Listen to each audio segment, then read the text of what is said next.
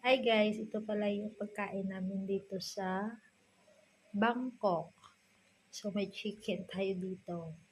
At meron din mango sticky rice at meron ding chicken fillet at pad thai. So ito yung pagkain namin for first day sa Bangkok.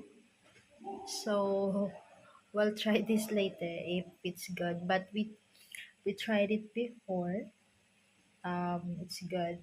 I tried that ano ba 'to? Chick ah, sticky rice. Matamis pero hindi masyadong matamis. Masarap siya. At yung chicken na-try ko na din siya sa while ago pero, hmm, hindi pa siya mainit kasi street food. Siguro naluto na siya early in the day. So, pero masarap naman siya. At ang pad thai masarap din. A little bit, if you put some spice here,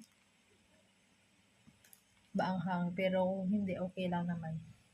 So yun yung ito yung dinner namin tonight, dito sa Bangkok. So I hope you like this video and see you to our next video. Bye guys!